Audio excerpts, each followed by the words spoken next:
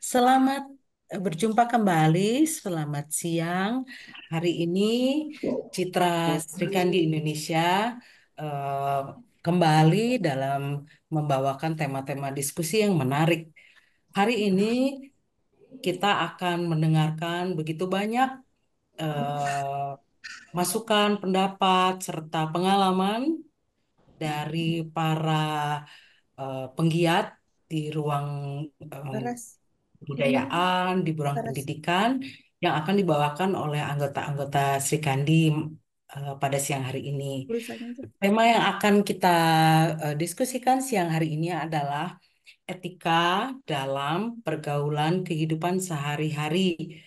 Jadi rupanya karena Citra Sri Kandi ini banyak perempuan-perempuan, ibu-ibu yang begitu peduli, Tapi begitu kunaon deui yeuh? memperhatikan keadaan perkembangan kehidupan sehari-hari yang dirasa memiliki pergeseran dan perubahan. Ketika kita eh, dididik oleh orang tua kita masing-masing, tentu diberi bekal oleh para orang tua kita. Sedangkan sekarang ketika kita semua menjejaki usia menjadi orang tua, bahkan sebagian ada yang sudah memiliki cucu barangkali, itu tentunya kita melihat ada nilai-nilai yang bergeser atau kebiasaan-kebiasaan juga yang bergeser. Dari itulah Citra Sri Kandi Indonesia pada siang hari ini ingin menyoroti apa saja sih yang terjadi di berbagai wilayah di Indonesia karena kekhawatiran, karena kepedulian terhadap kondisi tersebut. Nah, pada siang hari yang luar biasa ini, kita akan sama-sama mendengarkan begitu banyak sisi pandang ya bahasan yang nanti kita akan dengarkan masing-masing. Kita akan mendengarkan ada Ibu Dokter Johar Linda, itu ibu yang cantik itu sekarang ini eh, juga aktif dalam pendidikan, mengajar ya. Ibu Johar Linda ini eh, berasal dari em, Ibu dari ISI ya Bu ya, Iya. mengajar di ISI sekarang Ibu tuh. Ya Ibu Linda ya. Ini Ibu Johar Linda ini saya tadi Ngajarnya sampai di tanya. Jadi, Universitas Negeri Makassar. oh sorry Makassar ini Ya. Universitas Negeri Makassar. Nah Ibu, Bulina, temannya Bulina Syahrir. Ibu Linda, ibu-ibu, pemirsa sekalian, Bulina, Ibu Johar Linda ini Bulina. ingin Ya. dipanggil Ibu Linda. Jadi Ibu Linda ini juga aktif di dalam tari ya Bu ya. Nanti kita Iya. akan lihat banyak penelitian. Nah, karena penelitian beliau ini juga ada kaitannya dengan kebudayaan, tentu kita akan dapat eh, mendengar banyak masukan dari apa yang beliau temukan. Lalu kemudian kita juga akan ada eh, dari Ibu Yuyu yang nantinya akan juga Ibu Yuyu ini juga sekarang sih dia dari ISBI sih ya. Jadi saya juga tidak bisa bilang dari mana-mana gitu. Dia juga di ISBI, tapi eh, nanti Bu Yuyu ini ya akan membawakan dari sudut pandang dari seberang lagi yaitu dari daerah Bugis, mungkin dekatan dengan Ibu Johar Linda. Sedangkan pembicara selanjutnya ada Ibu dipanggilnya ini bisa Ibu Diah boleh, Ibu Yanti boleh. Bu Yanti dan Bu Diah ini banyak juga terlibat di dalam kegiatan yang berkaitan dengan anak. Jadi nanti pasti kita akan eh, bisa mendengar juga apa yang akan beliau sampaikan, yang beliau temui di dalam kehidupan sehari-hari. Karena dalam kesehariannya pasti kita akan menemui berbagai hal yang eh, menjadi ketertarikan ya. Misalnya apa sih yang terjadi di dalam generasi sekarang ini? Ada yang menyebutkan katanya generasi sekarang ini eh, kurang ajar atau kurang beradab gitu kalau dibandingkan dengan generasi terdahulu. Tapi ya nggak apa-apa, itu adalah perkembangan zaman. Nah, Ada pembicara selanjutnya yaitu Ibu Suryanti yang berasal dari daerah Sumatera. Ibu Suryanti ini dari eh, aktif di ISI ya Bu ya, Iya, diisi Padang Panjang, diisi Padang Kabau. Panjang. Nah, kita Padang Panjang nanti akan kaya sekali dari berbagai wilayah di daerah Indonesia ini, di Nusantara ini. Sebaiknya daripada kita berlama-lama, maka saya akan persilahkan, yaitu pembicara pertama, saya kira kita mulai dari Ibu Suryanti saja. Silakan Ibu. Iya, terima kasih. Assalamualaikum warahmatullahi wabarakatuh. Waalaikumsalam warahmatullahi Iya, wabarakatuh. terima kasih udah diberikan yang pertama ini. Saya mau bercerita tentang tentang Sri Kandi juga nih. Iya, eh tentunya dengan mengucapkan syukur alhamdulillah siang hari ini kita bisa bertemu, bercerita, berdialog kita tentang bagaimana etika-etika pergaulan yang ada di lingkungan di Indonesia ini pada umumnya, tetapi kita juga karena dari banyak berbagai daerah, ada yang dari Sumatera Barat, ada yang dari Makassar, ada yang dari Bandung. Ya, ini tentunya kita akan lebih seru nanti dalam membicarakannya tentang etika pergaulan. Nah, dan tentunya di dalam session ini saya akan bercerita juga tentang Minangkabau nanti tentunya bagaimana etika pergaulan yang ada di Minangkabau itu. Ah, dan cocok sekali ini tentang dengan organisasi kita Sri Kandi, Sri Kandi, Sri Kandi, Citra Sri Kandi Indonesia ini. Kenapa? Karena kalau kita melihat tentang Sri Kandi itu adalah seorang sosok wanita pejuang sebagai pejuang yang cantik, yang tangkas, yang gesit, yang curai, memperingati ada berkepribadian baik dan sebagainya. Jadi sebetulnya julukan Sri Kandi ini cocok diberikan kepada wanita atau perempuan yang ulet, sehingga seperti sekarang ini kita bisa tampil tampil dengan menggerakkan pembangunan di Indonesia dan sebagainya.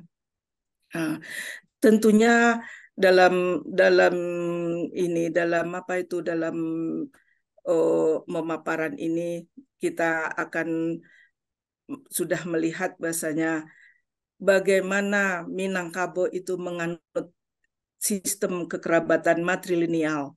Matrilineal itu adalah garis keturunan ibu, diambil dari garis ibu yang kedudukan wanita, karena kedudukan wanita di Minangkabau itu amat dimuliakan sebagai pewaris dan pelanjut dari keturunan. Nah, jadi cocok sekali dengan organisasi kita Sri Kandi ini. Nah, kenapa demikian? Sebetulnya karena lantaran wanita di Minangkabau itu amat dimuliakan, ibu-ibu. Dia harus dijaga. Salah satunya yaitu menjaganya itu melalui kelakuan-kelakuan yang berlaku di Minangkabau ini.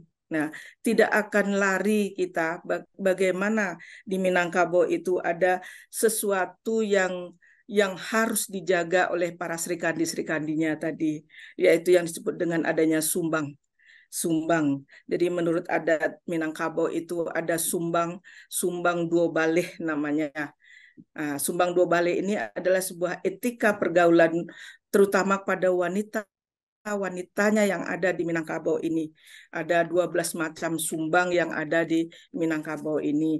Ada di antaranya sumbang dudu, sumbang taga, ada sumbang sumbang diam, sumbang bajalan, sumbang katu, sumbang bagawa, ada sumbang karajo, ada sumbang tanyo, sumbang jawab, sumbang kurena dan sebagainya.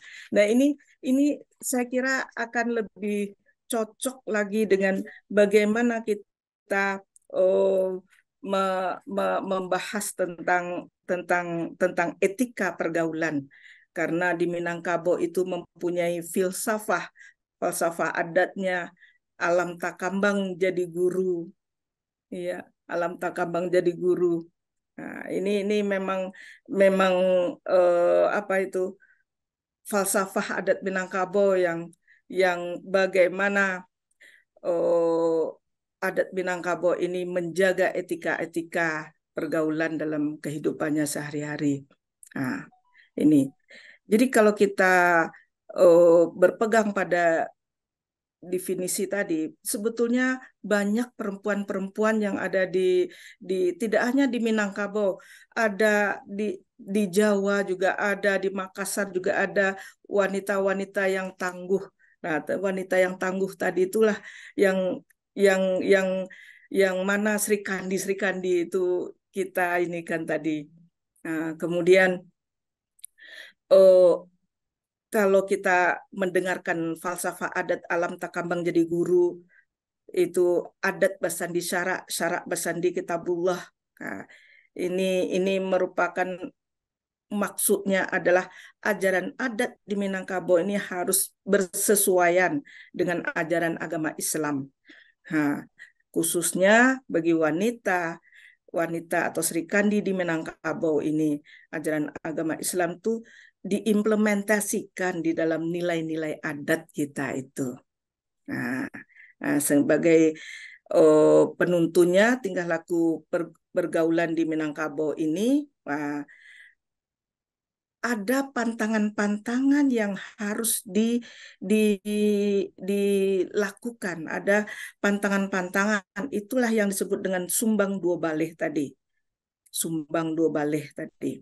Nah, sumbang 12 seperti yang saya katakan tadi, ada sumbang duduk, sumbang tagak, sumbang bagawa, ada sumbang berdiri, dan sebagainya. Nah, kadang-kadang kalau di ini sesuai dengan etikanya tadi, bahasanya wanita di Minangkabau ini diajarkan untuk duduk. Bagaimana sumbang duduk? Sumbang duduk itu duduk yang salah gitu, yang tidak boleh, harusnya tidak begitu duduknya gitu. Dia bagaimana kalau sumbang duduk? Pada umumnya di Minangkabau itu dalam wanita kalau duduk itu bersimpuh. Tidaklah tepat pada ininya kalau sumbanglah katanya kalau seorang wanita itu duduk dengan paha yang terbuka. Sebagainya seorang wanita itu duduk dalam posisi yang mengapit begitu. Tetapi kadang-kadang apa itu, istilah-istilah itu tuh kadang-kadang di sini kalau di Minangkabau duduk bersila itu mungkin kurang sumbang kata orang Minangkabau. Tetapi mungkin di Jawa tidak apa-apa. Di Jawa bersila itu malah bagaimana seorang putri itu dia bersila duduknya, itu. Jadi kadang-kadang hal-hal yang semacam itu tuh akan berbeda dari satu daerah ke daerah yang lain.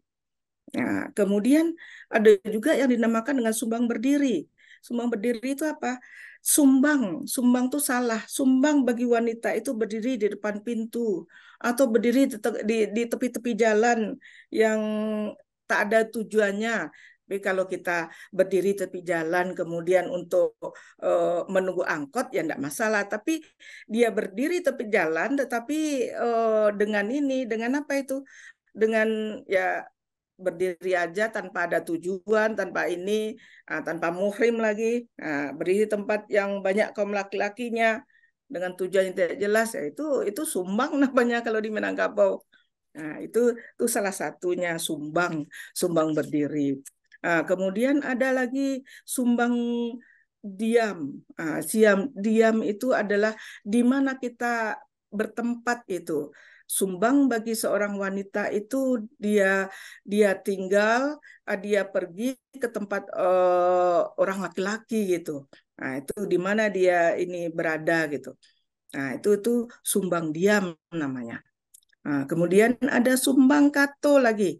Sumbang Kato. Sumbang Kato itu bagaimana di dalam Minangkabau ini dalam berbicara, di dalam komunikasi dalam ini itu kalau di Minangkabau itu ada 4 kato. Kato langgam kato nanampe itu di istilahnya atau sering disebut dengan langgam kato nanampe.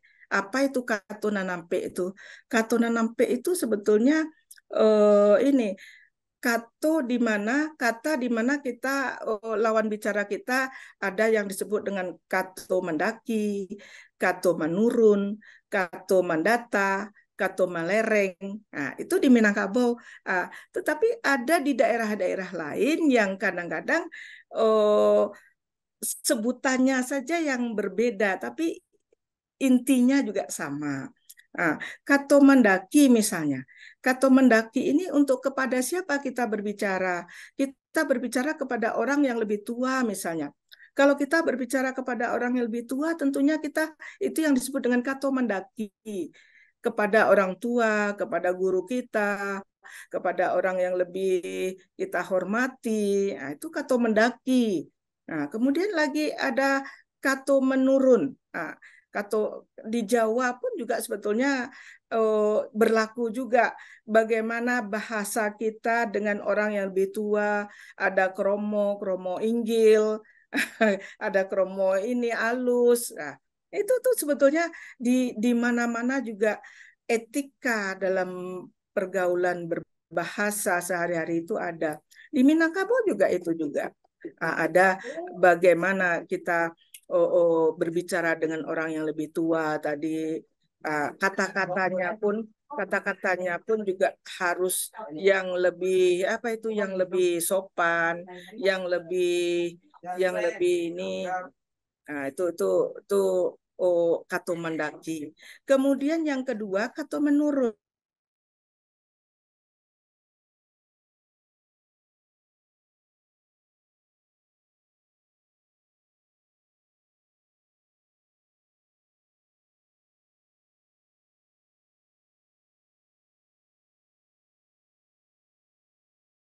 Kita berbicara, tapi bagaimana etika kita berbicara kepada orang yang lebih kecil dari kita.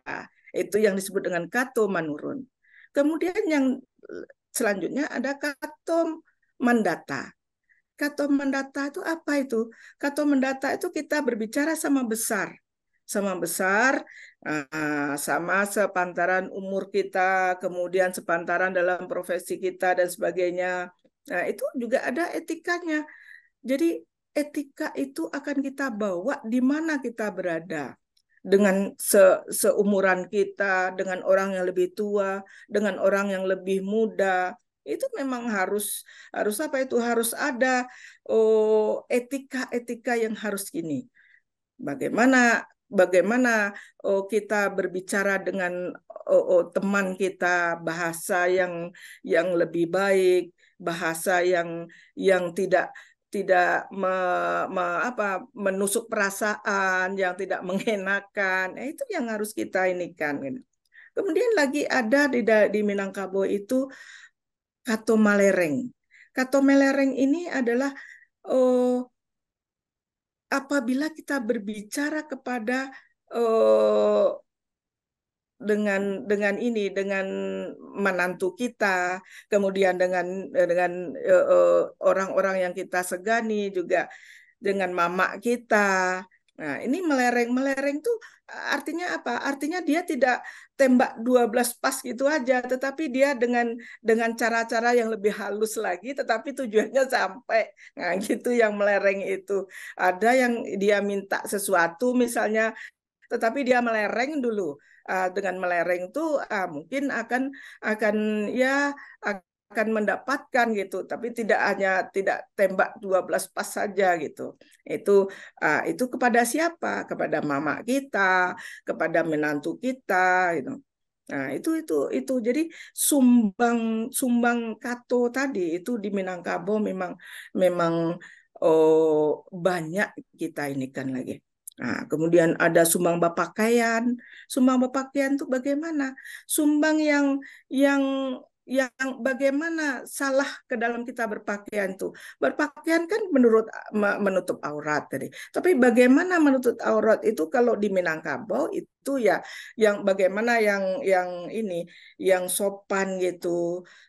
Jangan sampai terlihat pakai baju kurung misalnya, tapi terlihat lekuk-lekuk tubuhnya atau pakai pakaian yang lebih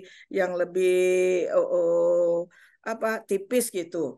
Nggak pakai pakaian dalam, ini kan juga akan sumbang nampaknya. Nah, itu memang kadang-kadang ada juga deh modelnya seperti ini ya. Kalau modelnya yang seperti itu tuh ya boleh saja kita mengikuti, tapi harus ditempatkan di tempat-tempat yang sesuai juga. Misalnya kita menghadiri acara-acara di Bundokandung atau di acara yang resmi. Bagaimana kita berpakaian? Jangan sampai kita berpakaian yang terlalu ini sekali gitu. Nah, itu dalam sumbang berpakaian. Kemudian oh, sumbang calia, ada sumbang calia juga di Minangkabau, itu banyak sekali etika pergaulan sumbang calia itu apa? Calia itu melihat, mencalik, melihat. Bagaimana kita melihat? Pergi ke tempat orang, kita melihat sampai tertegun-tegun ini. Itu ya itu sumbang itu namanya. Ya kalau kita melihat itu ya melihat sekedarnya saja, jangan sampai terlalu serius sekali gitu. Itu sumbang cali namanya. Nah, itu memang kadang-kadang kalau apalagi anak-anak muda sekarang itu ya mereka itu kalau kurang ya dikatakan belum tahu, dia sebetulnya harusnya sudah tahu, tapi kadang-kadang dia tidak menyadari, melihat sampai begini sekali, melongo sekali. Nah, itu yang sumbang calik itu. Dan apalagi ada mencalik atau melihat, mencalik itu melihat ya, melihat yang tidak pada tempatnya, sehingga terlampau serius sekali. Itu yang tidak ini. Nah, kemudian ada lagi sumbang jawab. Nah, di Minangkabau juga ada sumbang jawab. Apa itu sumbang jawab itu? Sumbang jawab itu sebetulnya bagaimana kita menjawab atau menjawab pertanyaan-pertanyaan dari orang itu, jangan asal kita menjawab, kemudian asal kita melepaskan ini saja, tidak. Tetapi bagaimana jangan menjawab itu seolah-olah kita menguji. Itu sumbang jawab itu. Sehingga berilah jawaban-jawaban itu yang lebih enak, yang lebih halus. Itu yang ada di Minangkabau. Itu yang sumbang. Ada lagi yang disebut dengan sumbang karajo. Sumbang karajo itu adalah sumbang yang salah, kerajo yang salah bagi perempuan. Perempuan tuh gimana sih? Oh, perempuan itu kalau di Minangkabau memang sangat dihormati, sangat diinikan. Untuk membawa yang berat saja itu bagaimana orang laki-laki itu juga harus tahu bagaimana jangan sampai perempuan itu disuruh membawa yang terlalu berat, bekerja yang terlalu kuat, ini terlalu ini. Tapi bisa di apa itu dibantu gitu. Itu sumbang karajo itu. Nah, itu masih ada lagi ya tuh. Itu ada lagi yang disebut dengan sumbang bagawa tadi. Bergaul. Bagaimana kita bergaul di Minangkabau ini? Kita bergaul ada boleh kita bergaul itu kan dengan siapa saja boleh, dengan laki-laki, dengan ini. Tetapi bagaimana kita bergaulnya dengan laki-laki ini? Misalnya ada sekerumunan laki-laki di situ, kemudian kita sendiri saja di situ. Tetapi ini dalam konteks kalau misalnya Bu dalam bekerja, bagaimana nanti kalau misalnya kebetulan saya di prodi seni murni itu sendiri aja wanitanya itu, apakah itu akan sumbang juga? Nah, yaitu dalam koridor kita bekerja ini. Tetapi kalau misalnya dalam hanya kita bersenda gurau, kemudian dalam waktu-waktu yang ini ya itu bagaimana kita bergaul, kita mendatangi rumah kos laki-laki misalnya. Nah, itu kan sangat sumbang sekali dilihat seperti itu.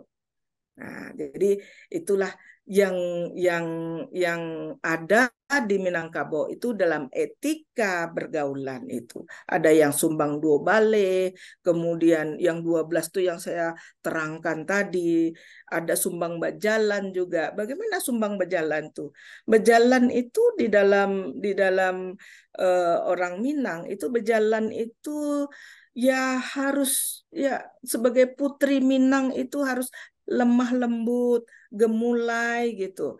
Nah, tetapi jangan dikira gemulainya itu hanya lamban gitu saja, tetapi di Minangkabau ada istilahnya oh bajalan si ganjolalai. Nah, oh alu tapija patah harang gitu. Nah, jadi kalau kerasnya itu sampai alu pun patah itu. Itu istilahnya.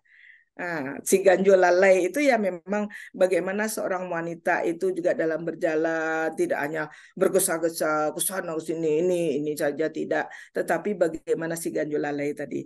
Nah, itu dalam sumbang ini tadi. Nah, itulah kira-kira Bu Arleti itu tentang tentang etika-etika yang ada. Nah, sayangnya sekarang itu kadang-kadang pada generasi-generasi muda, mahasiswa kita saja tuh kadang-kadang lupa itu. Dia biasa saja, sumbang saja dia. Bagaimana dia duduk, bagaimana ini. Nah, kadang-kadang malah ada di ya mungkin di kampus kita sendiri yang namanya diisi Padang Panjang yang terkenal saya sebutkan tadi. Malah banyak kadang-kadang ada mahasiswa-mahasiswa yang cewek itu merokok lagi. Ini kan kadang-kadang sumbang juga itu. Tapi gimana itu yang harus kita luruskan. Bagaimana kita sebagai seorang dosen tidak hanya memberikan materi-materi, tapi kita mendidik. Bagaimana kita mendidik anak itu? Nah, saya sering juga itu kalau melihat ada mahasiswa saya yang merokok itu tuh, aduh ini kok cewek-cewek itu pada merokok ini. Nah, itu diberitahu bagaimana oh efeknya, bagaimana ininya gitu.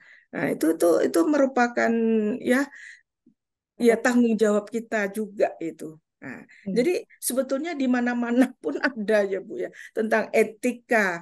Nah, apalagi di Minangkabau ini juga yang harus kita apakan ya kita kita jaga wanita-wanitanya itu. Di di Jawa atau di Makassar atau di mana mungkin juga ada cara-cara tersendiri juga dalam menjaga etika tadi dalam kehidupan mereka itu.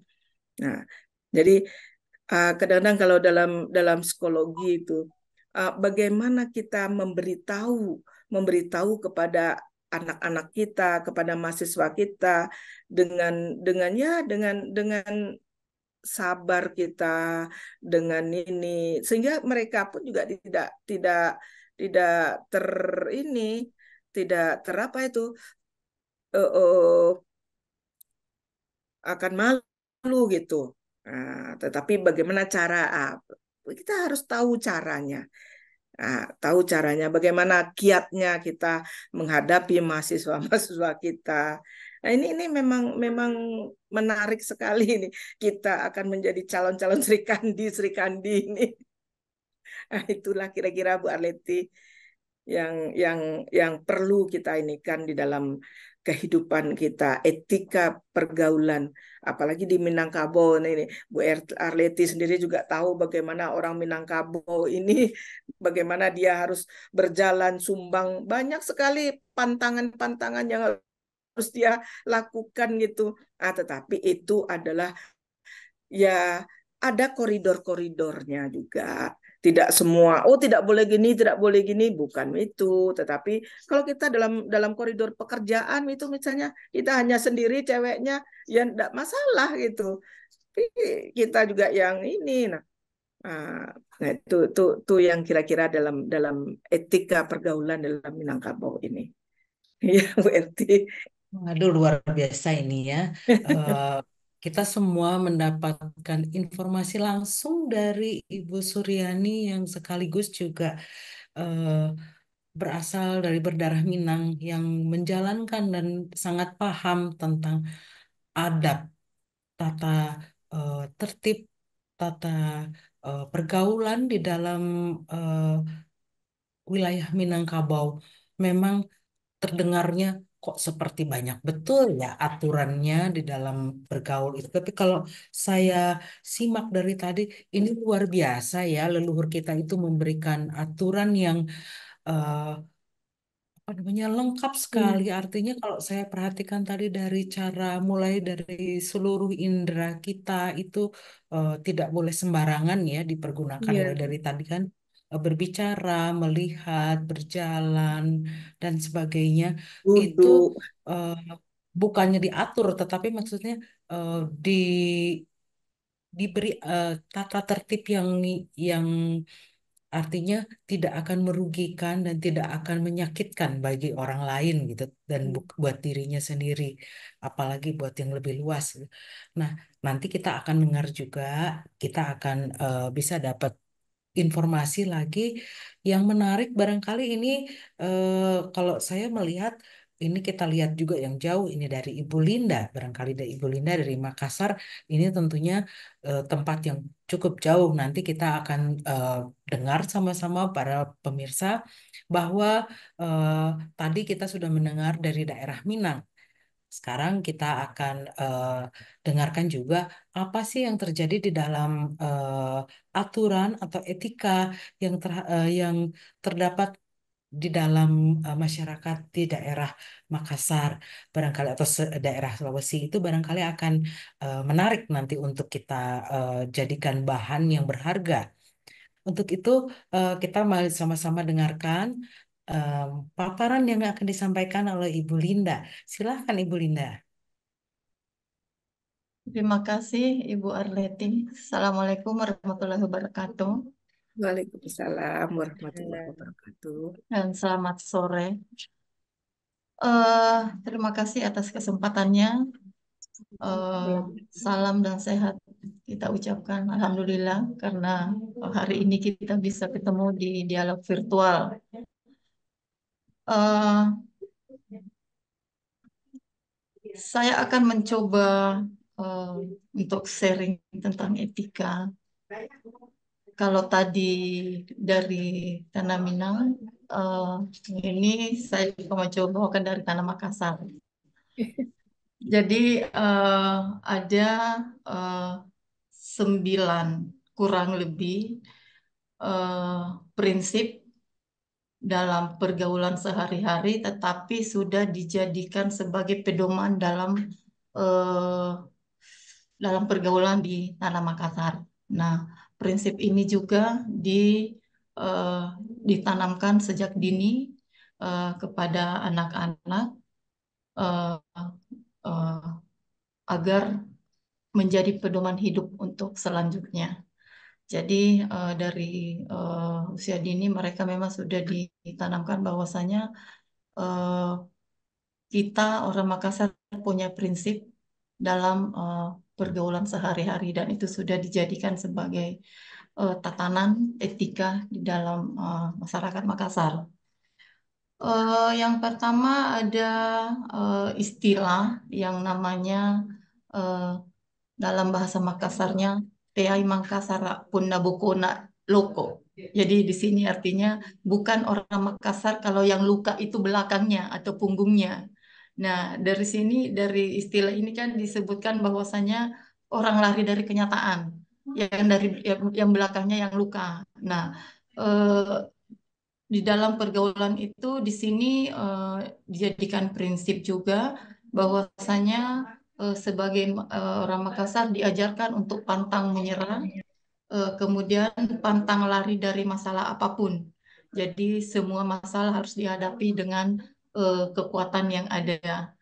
Jadi itu yang ditanamkan sejak dini untuk anak-anak orang Makassar. Jadi dengan prinsip ini diajarkan bahwasanya kita harus selalu berjuang dan menyelesaikan masalah dengan kondisi apapun seperti itu. Kemudian istilah kedua Bulo si Batang. Nah, untuk istilah ini Abulasi Batang dalam prinsipnya adalah solidaritas dan kebersamaan. Di sini kita juga mulai menanamkan prinsip ini dalam pergaulan sehari-hari, bahwasanya eh, sikap eh, solidaritas dan kebersamaan itu adalah suatu yang perlu dipertahankan dan dikembangkan di lingkungan kita. Kemudian yang ketiga itu adalah sipakatau. Sipakatau di sini artinya memanusiakan manusia. Jadi ini juga salah satu prinsip dalam etika pergaulan, bahwasanya ini juga harus ditanamkan dari awal supaya anak-anak kita apa namanya eh, menghargai orang, kemudian tidak bersikap semena-mena terhadap orang lain. Jadi selanjutnya Sipakalekbi. Sipakalekbi ini merupakan prinsip yang diturunkan dari nenek moyang yang menjadi pegangan untuk generasi selanjutnya dan generasi saat ini. Sipakalekbi artinya saling menghargai. Di sini juga ditanamkan dari awal sikap Sipakalekbi itu harus dimiliki oleh setiap anak yang bisa dilakukan, diterapkan di dalam pergaulan sehari-hari. Selanjutnya si pakainga ini adalah saling mengingatkan. Saling mengingatkan eh, dalam keluarga besar utamanya, kemudian dalam pergaulan, dalam lingkungan. Ini mengingatkan sudah ke jalan yang benar tentunya. Jadi saling mengingatkan. eh, Kemudian ada siri napace. Nah, mungkin para ibu-ibu cantik di CS ini sudah paham, sudah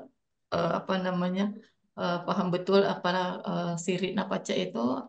Itulah yang kami yang orang Makassar itu tanamkan sejak awal dalam pendidikan, dalam mulai dari rumah tangga, kemudian di sekolah, di SD, mulai sampai di perguruan tinggi itu kita uh, tanamkan di anak-anak generasi sekarang. Kemudian akareso ini adalah berusaha. Jadi harus berusaha. Setiap manusia harus berusaha untuk melanjutkan kehidupannya sendiri. Jadi Kareso ini adalah dalam artian kerja keras ya, kerja keras. Jadi untuk bisa menghidupi diri sendiri dulu, tentunya kita harus bekerja keras. Belum lagi kalau menghidupi anak orang dan anak sendiri. Jadi prinsip ini untuk bekerja keras sudah dimasukkan dalam eh, eh, pedoman atau prinsipil yang paling prinsipil dalam pendidikan di dalam rumah tangga bagi orang Makassar.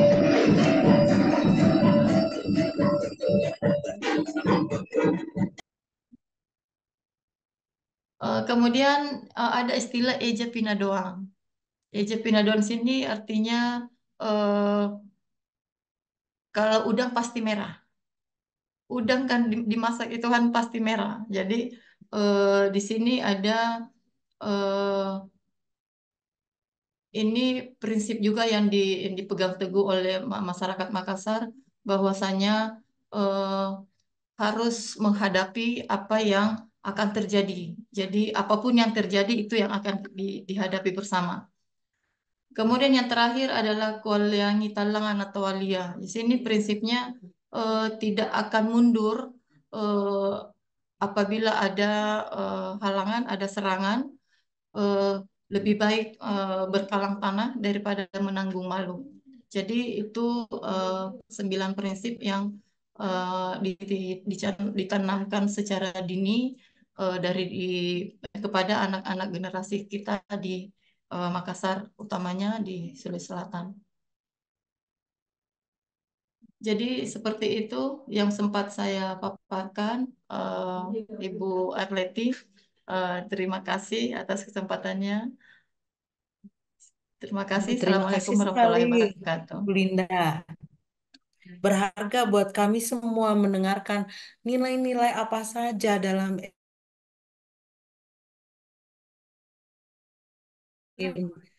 kita semua bersaudara, hanya saja mungkin belum berkesempatan mengenali atau mendapatkan informasi tentang nilai-nilai apa saja yang terdapat di Makassar. Kalau saya sampai merinding, Bu, sebetulnya ini luar biasa ya, leluhur Ibu di sana di Makassar itu meninggalkan ajaran, aturan yang bikin sebetulnya ini kalau diterapkan semua kan akan menghasilkan insan-insan yang luar biasa, insan yang penuh tanggung jawab, berani, terus mampu menerima segala kejadiannya. Artinya bukan orang yang lari dari tanggung jawab tadi Iya. dan bukan orang yang lari dari kenyataan. Dan saya kira ini tidak ada yang jelek sedikit pun apa yang disampaikan di sana. Nah, tentunya ini kalau kita lihat garis besarnya masih nyambung dengan yang tadi dari Sumatera karena Hmm. eh, semuanya nilai-nilai yang diwariskan kepada kita dalam bentuk etika untuk bertahan hidup sehari-hari ini sangat positif. Saya sampai bingung mau komentar apa, tapi nggak apa-apa. Nanti kita di akhir sesi mungkin kita akan enak berbicara dan berdiskusi, mengomentari ya. Sementara belum kita eh, bisa komentar karena pasti ini ada yang menarik karena kita berasal dari daerah yang berbeda-beda di seluruh Nusantara ini. Kayaknya kita untuk kali ini mungkin kita akan mendengarkan pengalamannya Ibu Yanti atau Ibu Diah ini karena beliau juga lucu ini hidupnya. Bergaul di sana, bergaul di sini, asalnya dari mana. Nanti saudara-saudara akan atau pemirsa semua akan mendengarkan bahwa Ibu Diah ini pengalamannya juga kaya sekali karena beliau juga memiliki kegiatan yang berkaitan dengan kegiatan anak gitu. Selain sekolah juga coba Ibu-ibu Sri Kandi ini luar biasa ya sekolah ya mengasuh ya ini dan itu deh pokoknya semuanya. Nah untuk itu mungkin lebih baik kita sama-sama eh, mendengarkan dulu apa yang dialami, apa yang ingin dibagikan oleh Ibu Dia atau Ibu Yanti ini. Silakan Ibu Yanti.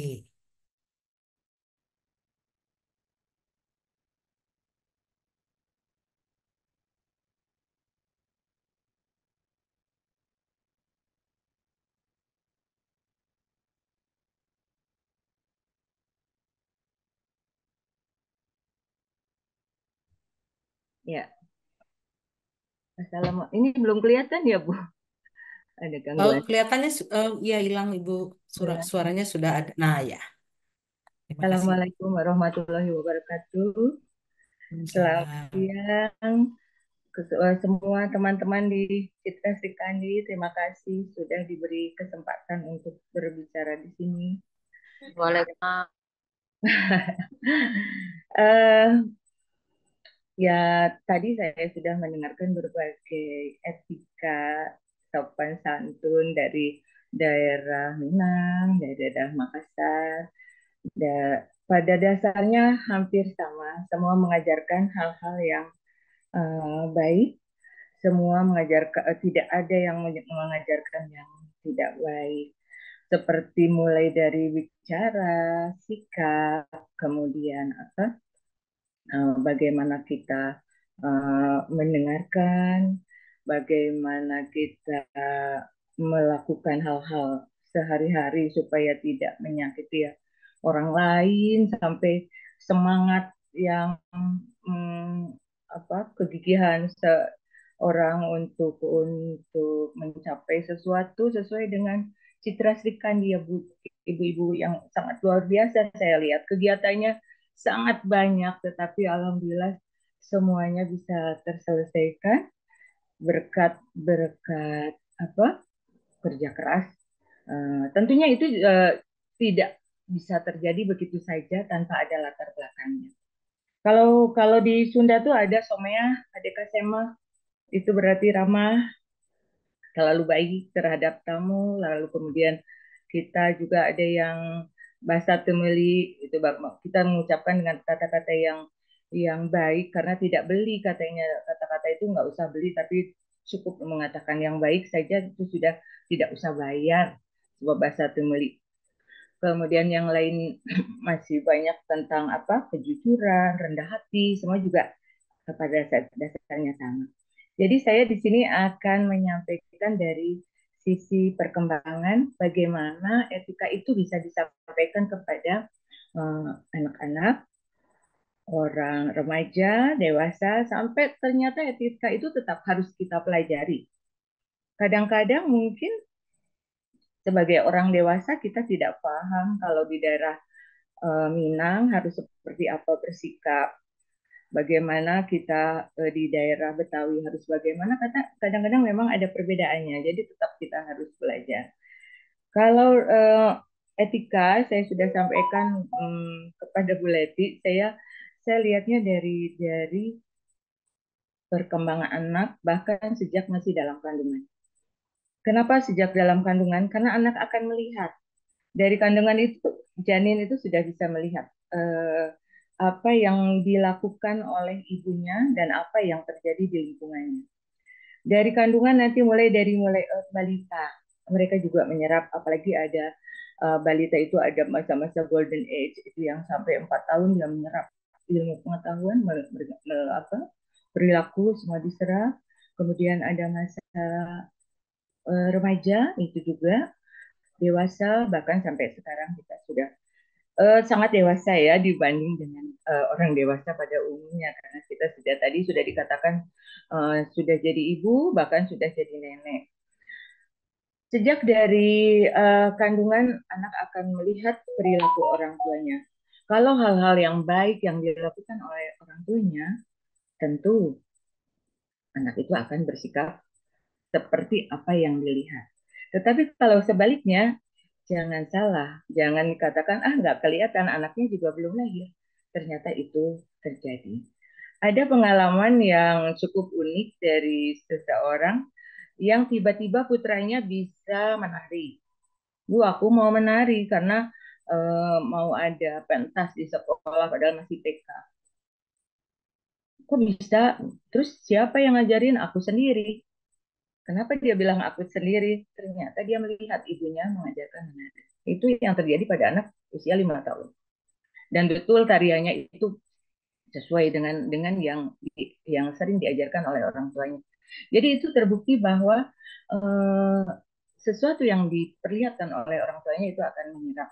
Begitupun juga etika. Jadi etika pergaulan, kalau orang tuanya biasa bicara kasar, kemudian bicara tidak baik, dia bicaranya juga menyakitkan hati orang lain, tentu akan terserap oleh anak-anak tersebut. Bagaimana caranya tiba-tiba kok anak kita etikanya buruk, bicara tidak sopan, kemudian melakukan kata-kata kasar, kan tidak diajarkan oleh kami, katanya orang tua sempat mengeluh seperti itu. Kami tidak pernah mengajarkan kata-kata yang tidak sopan. Tetapi kenapa anak saya bicara tidak sopan? Itu adalah yang dia lihat di pergaulannya di luar, mungkin di tetangga, mungkin di sekolah, mungkin di mana. Nah, mungkin peran orang tua di sini sebagai kontrol supaya anak itu kembali lagi bicara yang baik. Jadi secara tidak langsung apa yang dilakukan orang sekitar akan mempengaruhi perkembangan anak. Nah, kemudian kalau untuk remaja itu malah kadang-kadang anak-anak remaja itu merasa kalau dia menentang itu kayaknya keren gitu. Jadi saya pernah bicara dengan psikolog yang kalau kalau ke anak-anak remaja itu kalau misalkan bilang itu bagus, nanti dia bilang kata mama itu bagus, udah aja aku nggak pakai yang itu. Ada remaja kecenderungan seperti itu. Jadi sebagai orang tua kita tentu harus melihat remaja, bagaimana cara mencontohkannya juga itu harus ada cara tersendiri bagaimana etika itu terbentuk. Tetapi dengan etika yang sering dilakukan oleh orang tuanya, kebiasaan sehari-hari, tentu itu akan tertanam sampai anak itu dewasa. Nah, saat mereka dewasa, mereka melakukan hal-hal yang biasa dilakukan di rumah, kemudian melihat di pergaulannya ada juga terjadi hal-hal yang aneh. Jadi ada di sebuah perguruan tinggi yang melakukan hal-hal yang tidak sesuai. Misalnya begini, di maaf budaya Sunda itu kan suka ada kata-kata apa gitu. Bahasanya bahasa lemes, ada kromo inggil tadi yang sudah dikatakan. Di salah satu perguruan tinggi di Malang itu yang orang Bandung itu nggak boleh bicara kayak gitu anak-anak muda katanya. Itu tidak keren kalau bicara pakai bahasa yang lembut. Ah kamu mah kok kayak gitu, kok bicaranya kayak gitu nggak keren katanya. Makanya yang tadi saya katakan remaja itu aneh gitu. Kadang-kadang dia ingin melakukan hal-hal yang tidak sesuai dengan apa yang sudah ada seperti itu. Jadi barangkali kalau dilihat dari perkembangannya, para orang tua khususnya orang-orang tua yang masih punya balita, kita yang sudah punya cucu juga mungkin harus harus memperhatikan bagaimana bicara cucu kita, bagaimana sikap mereka, apakah sudah sesuai dengan etika norma yang berlaku. Karena kalau tidak dikontrol, pasti bisa saja anak itu melakukan hal-hal yang di luar di luar etika, mungkin bisa saja menyakiti hati orang lain, mungkin saja dia bisa bicara kasar, terutama yang saya perhatikan itu di media sosial. Jadi mereka sering mengumpat, membicarakan orang tuanya sendiri di media sosial. Makanya hati-hati juga, karena dengan media sosial juga ternyata sekarang dijadikan sebagai bahan para HRD untuk menilai seseorang etikanya seperti apa. Jadi saya sering katakan kepada siswa saya, hati-hati bicara di media sosial, harus sopan, tidak mengatakan hal-hal yang tidak baik karena itu akan menjadi penilaian. Kalau zaman dahulu waktu saya daftar jadi PNS itu kan pakai tulisan ya, mungkin ibu guru yang lain menulis ya lamarannya itu tulisan. Kalau sekarang etika dan karakter kita bisa dilihat dari apa media sosial kita. Jadi dari perkembangannya memang semuanya dilakukan.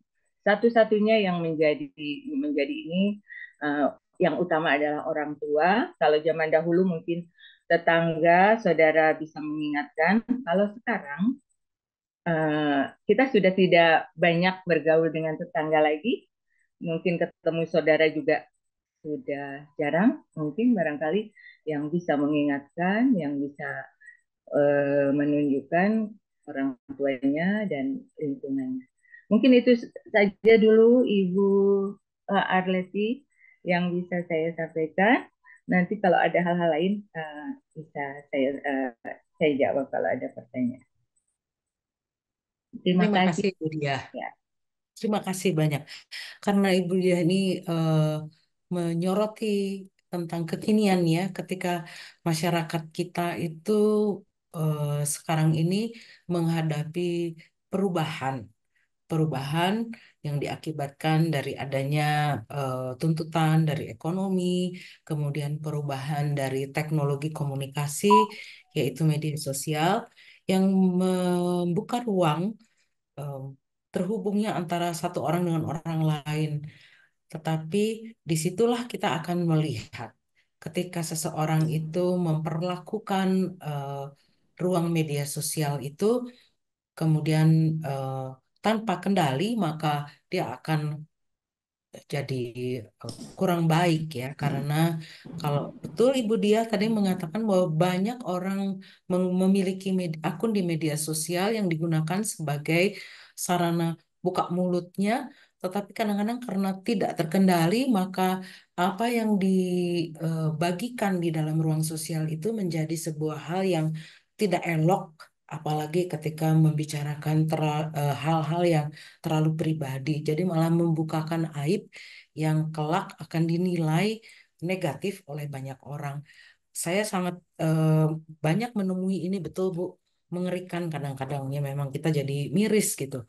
Kok perkembangan medsos itu atau media sosial itu dijadikan sarana untuk saling ejek, saling melukai yang lain ya. Memang itulah salah satunya, makanya Citra Sikandi ini menyoroti etika pergaulan, ini tema kita hari ini.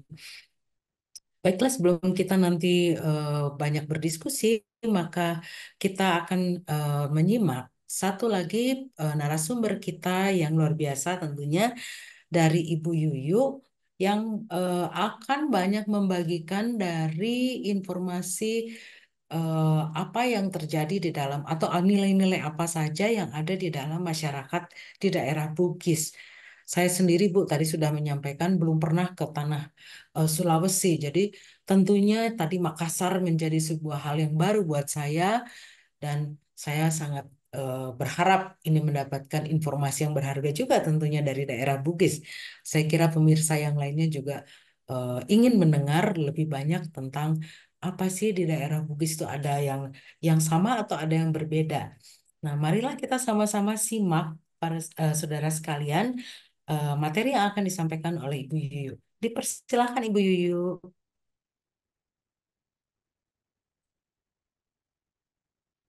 Mohon maaf Ibu, tolong dibuka dulu mic-nya Bu. Oke, udah ya Bu. Assalamualaikum Ya, warahmatullahi wabarakatuh. Terima kasih Bu Atleti. Yang saya hormati Prof. Endang Caturwati yang selalu cantik. Prof. Sri, apa kabar Prof? Saya juga ingin menyapa Bu Lina yang ada di Makassar, ada Bu Linda, Bu Ia, kemudian Bu Yang. Tadi kita udah banyak bercakap-cakap ya Bu Yanti sebelum yang lain. Siang hari ini saya akan membahas etika orang Bugis dalam kehidupan sehari-hari. Nah, aturan adat pada orang Bugis itu dikenal dengan pangadereng ya. Pangadereng itu mengatur interaksi kehidupan masyarakat yang meliputi hubungan ilahiyah, hubungan masyarakat, hubungan keluarga, hubungan antar pribadi, hubungan antar lingkungan dan alam sekitarnya. Jadi itu sangat lengkap. Nah, sistem pangadereng tersebut terdiri dari 5 unsur. Ada kesamaan dengan yang dijelaskan oleh Bu Linda tadi ya. Dalam pangadereng sebagai sistem adat, sistem nilai pada orang Bugis itu ada 5, yaitu ada ade, bicara, wari, rapang, dan syara. Nah, 4 unsur itu akan saya jelaskan kemudian. Ade itu adalah adat kebiasaan, kemudian rapang adalah perumpamaan, penyerupaan kebiasaan masyarakat, kemudian wari adalah pelapisan sosial atau silsilah atau keturunan, dan bicara atau pengadilan, serta syara itu syariat Islam. Nah, dalam menjalani hubungan komunikasi pada masyarakat Bugis itu terjadi melalui prinsip yang saling terintegrasi. Ada istilah yang kita kenal sipakatau, siam masei, sasajingeng, ada lempu, ada geteng, dan ada tonga. Nah, sipakatau ini adalah saling memanusiakan. Ini yang ajaran pertama yang kami dapat dari kecil ya. Walaupun sebenarnya sejak bayi orang Bugis itu meninabobokkan bayi itu dengan diayun dan dinyanyikan lagu-lagu. Nah disitulah ada doa-doa, ada harapan-harapan, kemudian yang saya ingat lagu-lagu yang dinyanyikan pada saat bayi itu maknanya sangat dalam. Seperti itu. Nah, yang kedua itu adalah siamasei, adalah saling menyayangi, prinsip kasih sayang. Ketika dalam hubungan sehari-hari kita harus saling menyayangi, harus pandai memposisikan menyayangi orang tua, kemudian rasa sayang dalam keluarga, dalam persahabatan. Misalnya kalau di kampus dengan mahasiswa itu ada di porsi masing-masing. Kemudian yang ketiga adalah sajing atau kekeluargaan. Nah, orang Bugis itu menganut prinsip keluarga itu extended family ya, ibu-ibu, keluarga luas. Jadi yang dianggap keluarga itu bukan hanya hubungan saudara, tapi tetangga kita adalah keluarga kita, sekampung kita adalah keluarga kita juga. Nah, orang Bugis ini suku perantau, ada di mana-mana,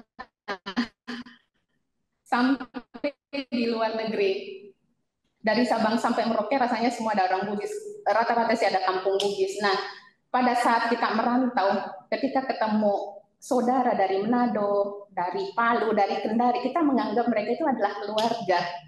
Lebih jauh lagi, misalnya ketemu nih orang Papua, wah kita keluarga ya dari Indonesia Timur. Jadi seperti itu prinsip Sajingan ini. Kemudian yang berikutnya adalah lempu, kejujuran. Nah, itu juga sangat ditanamkan oleh ajaran-ajaran dalam keluarga itu, kejujuran. Apapun itu, seberapa baik hidupmu, kamu harus jujur. Jadi itu yang harus kita pegang. Karena orang yang sudah tidak dianggap jujur itu tidak bisa dipercayai. Jadi kita tidak bisa hidup dengan orang yang tidak jujur. Kita akan men-skip orang yang tidak jujur. Karena itu penyakit. Orang tidak jujur itu penyakit. Seperti itu. Kemudian ada geteng, keteguhan atau tidak ragu terhadap sesuatu. Ini termasuk prinsip misalnya dalam dunia kerja terjadi sesuatu yang kita anggap ini sepertinya melanggar. Nah, kita yang menganggap kita harus bisa memilah bahwa ini sesuatu yang baik, ini sesuatu yang tidak baik. Kita harus teguh, tidak ragu. Seperti itu. Kemudian warani adalah keberanian. Keberanian itu dalam istilah yang positif, ada keberanian untuk mengungkapkan hal-hal yang baik, keberanian untuk teguh, keberanian untuk mempertahankan prinsip-prinsip yang bagus, seperti itu. Nah, saya juga merasakan ketika dididik keras dalam keluarga, saya dari ibu dan ayah itu orang Bugis asli, dan saya dididik sangat Bugis. Sangat berat. Dulu waktu gadis saya merasakan berat sekali jadi perempuan Bugis, karena perempuan Bugis ini adalah simbol siri dalam keluarga. Jadi kita adalah harga diri keluarga, kita adalah rasa malu keluarga, dan itu yang harus dijaga. Setelah saya menikah dengan orang Sunda, saya tetap membawa prinsip-prinsip itu. Bagaimana menjaga nama baik suami, menjaga harga diri saya sebagai perempuan, sampai ke suami saya pernah bilang seperti ini, Bu. Saya setia selama 20 tahun menikah bukan hanya karena cinta, tapi saya menghargai diri saya sebagai orang Bugis, dan saya menghargai nama baik keluarga besar, walaupun jauh dari kampung halaman, tapi ada nilai-nilai yang akan terus dijaga walaupun jauh dari kampung halaman. Kemudian menyambung dari Ibu Dia, karena pernikahan ini dua suku, dan anak saya punya satu anak, kadang-kadang bingung dengan pola asuh kami. Misalnya, saya kadang-kadang menerapkan disiplin sebagai orang Bugis, menjaga sangat ketat seperti dulu saya dijaga sangat ketat. Kadang-kadang itu masih kebawa, walaupun kadang-kadang suami saya itu maju, ayolah kita mendidik anak sesuai dengan zamannya.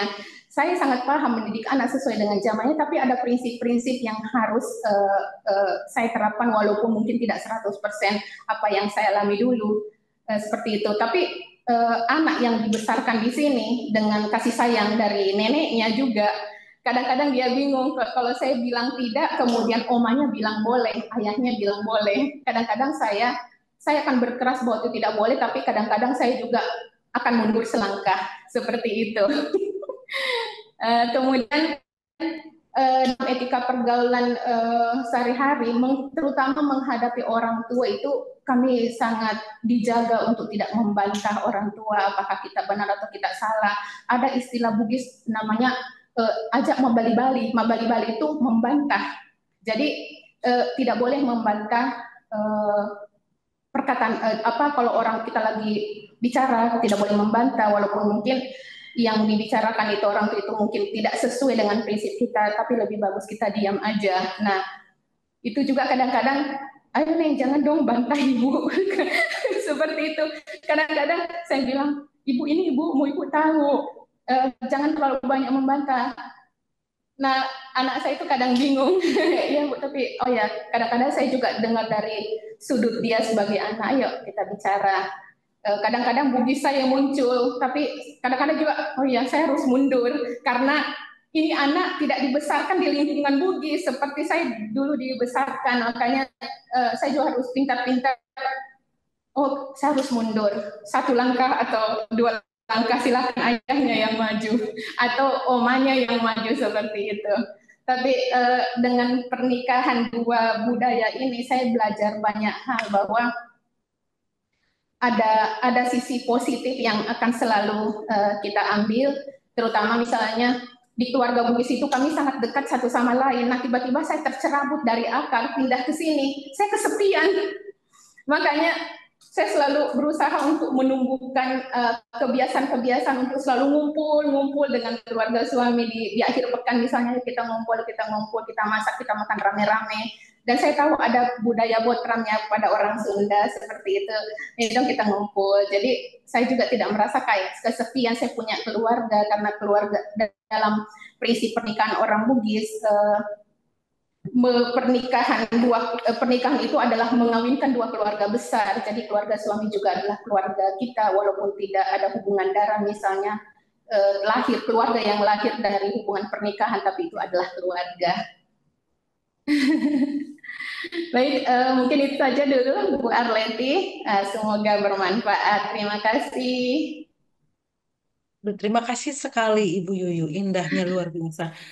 Ternyata kita dengan begini diwadahi oleh Citra Sikandi ini untuk melihat betapa kayanya Nusantara ini, negara kita ini kaya luar biasa, kaya dalam budaya, kaya dalam tatanan yang pasti eh, hanya bisa dihasilkan oleh bangsa yang memiliki peradaban luar biasa tinggi.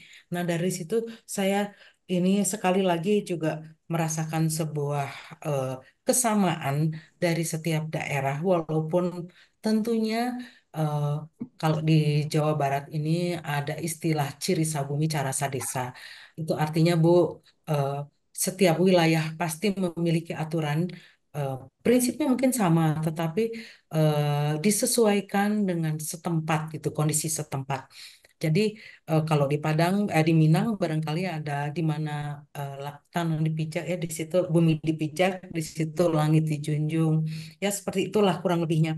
Nah, eh, saya sendiri sangat paham ini dengan apa yang dialami sama Ibu Yuyu karena saya sendiri berasal, saya nggak tahu mesti bilang saya orang mana karena saya sendiri mungkin berdarah campuran Indonesia banget gitu kalau kata anak sekarang.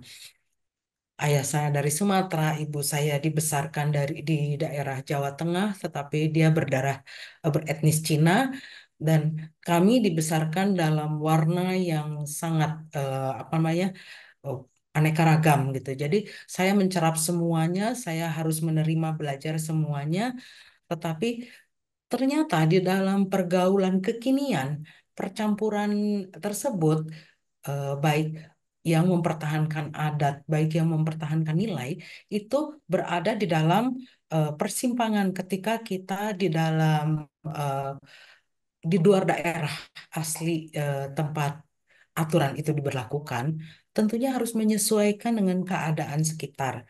Nah, ini sekarang ditambah lagi kalau di negara sekarang ya dengan adanya globalisasi ini, informasi itu dari mana-mana. Sehingga ketika ada aturan lokal atau aturan yang kita bawa dari keluarga kita mau diterapkan, walaupun itu bagus, ternyata generasi di bawah kita, mungkin yang paling terdekat adalah anak-anak kita sendiri atau keluarga terdekat, itu akan bilang, kok ribet banget gitu. Itu artinya kok rumit sekali sih aturan adat itu, baik yang diterapkan di dalam tata cara melaksanakan kehidupan sehari-hari hingga beberapa upacara dalam eh, hal-hal yang besar di dalam hidup kita, misalnya perkawinan, kematian, dan lain sebagainya.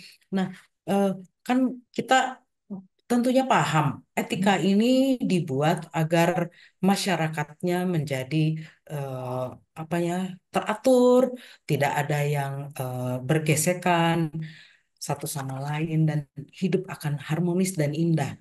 Nah, kalau demikian barangkali saya dulu deh ini memancing pertanyaan untuk penanya-penanya yang mungkin akan menanyakan lebih lanjut. Kalau di dalam eh, prinsip ini ya Bu Suryani, mungkin saya akan tanya dulu. Ini kan semuanya peraturan yang ada di dalam adat Minang ini luar biasa. Tetapi ketika diterapkan eh, berbagai sumbang ini, saya tadi sempat bingung loh Bu. Kalau saya masih belum belum geser pemahamannya. Sumbang itu kan bisa menyumbangkan, memberikan, tetapi ternyata sumbang juga memiliki arti miring ya, artinya eh, sesuatu yang tidak tepat gitu. Nah, saya baru harus setel dulu di sininya. Oh ya, sumbang yang di dalam pemahaman aturan Minang ini adalah artinya sesuatu yang tidak tepat, yang kurang pas gitu. Iya. Nah, ini kan luar biasa ya. Cara duduk, cara berjalan, cara berbicara, cara menatap. Ini kan eh, semua diperhatikan. Dan sebagai masyarakat Minang, mestinya ini menjadikan masyarakat Minang ini orang yang luar biasa beradabnya. Tapi Iya. Bu, ternyata di dalam keseharian, di zaman sekarang terutama ya Bu, Iya. itu agak sulit diterapkan. Nah, kalau Ibu sendiri dari daerah Minang, itu punya pendapat apa, Bu? Nah, iya memang kalau kita menilik tentang etikanya, tentang bagaimana yang seharusnya kita hidup di Minangkabau itu ya, tentunya tidak boleh kita itu sumbang di dalam kita bergaul di dalam sehari-hari. Tetapi kadang-kadang kalau kita lihat anak-anak sekarang ini memang banyak sekali atau payah aturan-aturan ini mau diterapkan. Sehingga kalau kita lihat bagaimana kita kita mensikapinya hal yang semacam itu, tentunya kita harus bijak itu di dalam menanganinya itu.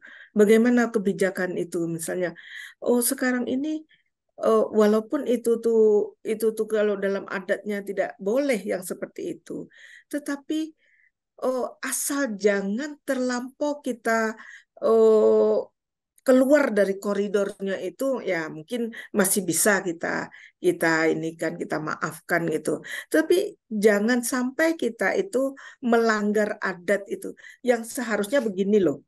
Seharusnya harus kalau berjalan tuh seperti bagaimana seorang wanita itu berjalan oh, si ganjau lalai, lemah lembut.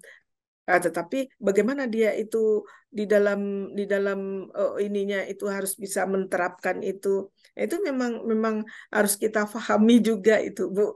Bagaimana kita mensikapinya nantinya. Seperti misalnya eh, kalau sumbang seorang wanita itu duduk dengan kaki yang lebih tinggi daripada tempat meja atau tempat kursi kita tuh. Ya itu aturannya, tapi kadang-kadang anak-anak kita itu kan lupa bahasanya itu tuh harus kita jaga, harus kita kita inikan itu. Tapi kadang-kadang kalau dia sudah bersama-sama dengan kawannya dalam kelompok-kelompok misalnya, dia dia sudah melakukan yang sumbang tadi. Mungkin kita akan memberitahu memberitahu bagaimana cara terutama di dalam keluarga dulu, di rumah bagaimana kita beradab beretikanya. Kalau kita duduk itu beri contoh, beri ini tuh bagaimana cara duduk yang baik secara orang Minang, bagaimana cara berbicaranya orang Minang gitu. Jadi nanti dia bisa membawakan ke masyarakat itu ya yang baik itu. Ya kadang-kadang ada juga kalau kita melihat salahnya juga masih banyak gitu. Tapi itu paling tidak kita akan mengingatkan lagi kepada anak-anak kita, generasi muda. Generasi muda itu ya memang kalau kita lihat ya dia sepertinya apalagi kalau sudah dia bersama-sama dengan gengnya gitu. Dia kadang-kadang bagaimana cara berjalan, bagaimana cara berbicara. Ya itu kita sebagai orang tua itu harus bijak itu aja lah. Kita nggak bisa juga, kamu jangan begini, kamu jadi nggak boleh juga. Tetapi bijak kita memberitahukan. Yang ada tuh seperti ini. Orang Minang tuh harusnya seperti ini. Tapi kalau kita sering memberitahu, nah, itu mungkin dia akan bisa menerapkannya. Nah, dalam rumah juga kita harus beri beri apa contoh. Nah, bagaimana kalau kita cara berbicara, cara berduduk. Nah, itu. Jadi tidak bosan-bosan ya Bu ya kita memberitahu. Ya begitu mungkin Bu.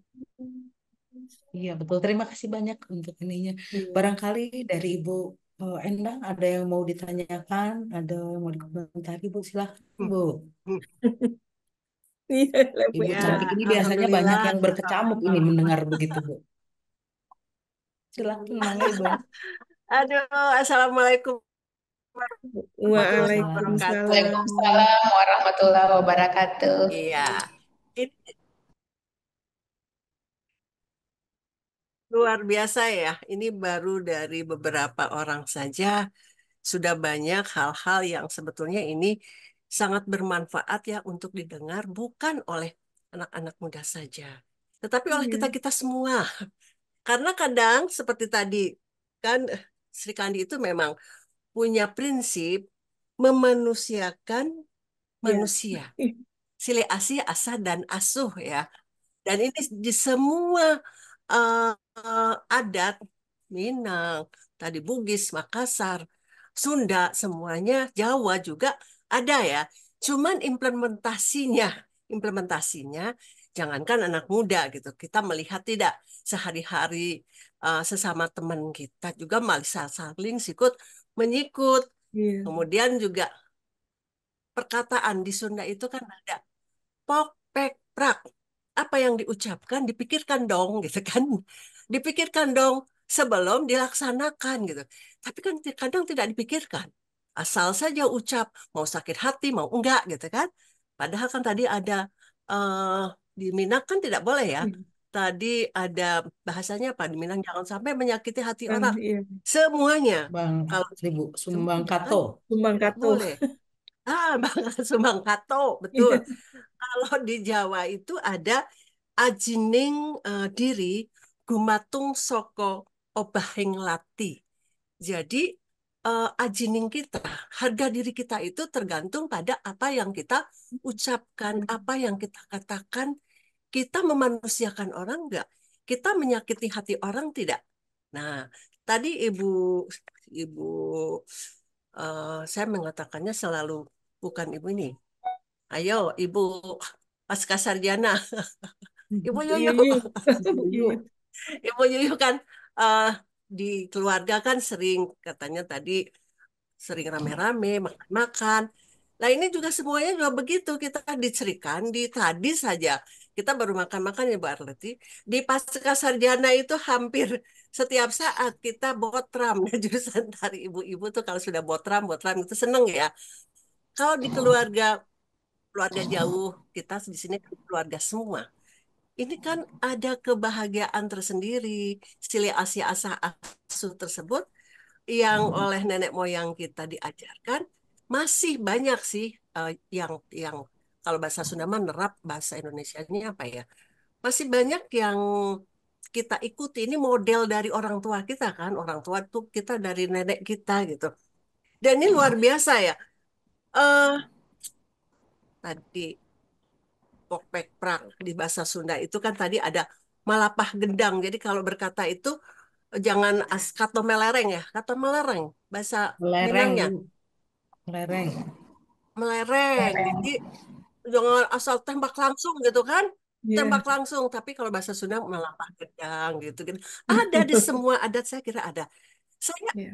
setuju nggak nih kalau semua yang disampaikan oleh para narasumber di CSI ini kalau dijumlahkan kan kalau satu tahun ada 24 kali ya. Ini jadi ada 24 buku nih luar biasa nih. Dibukukan yang menjadi editor silahkan pilih salah satu. Kan sudah ada di kalau perlu Pak ada di video di YouTube kan Iya. ditulis. Wah, itu luar biasa jadi tulisan. Silakan misalnya di kelompok ini yang menjadi editornya misalnya Ibu Suryanti atau hostnya Ibu Arleti, siapapun. Kalau Bu Arleti tadi mengatakan, aduh di Sri Kandi kok saya hanya S2. Jangan, kita semua sama di sini. Sama belum tentu yang profesor misalnya. Eh, ada hal-hal yang Bu Arleti punya, saya nggak bisa ya. Saya kan banyak belajar juga. Kita saling, kalau bahasa Sunda saling simbehan ya, saling asih, asah, asuh. Semuanya sama, semuanya mempunyai kemampuan yang luar biasa yang tidak semua orang memiliki. Belum tentu tadi Bu Suryanti bisa bikin rendangnya enak, saya belum tentu bisa gitu kan.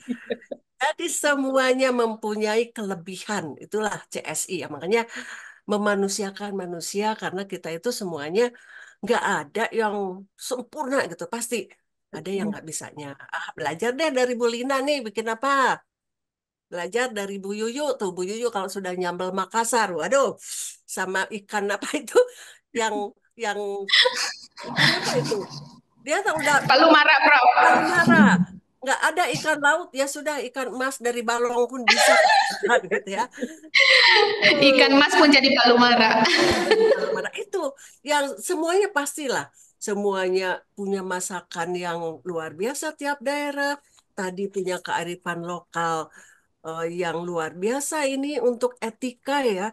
Kadang kita kadang menyalahkan anak sekarang. Jangankan anak sekarang, kita aja yang anak Yang tua. kolonial.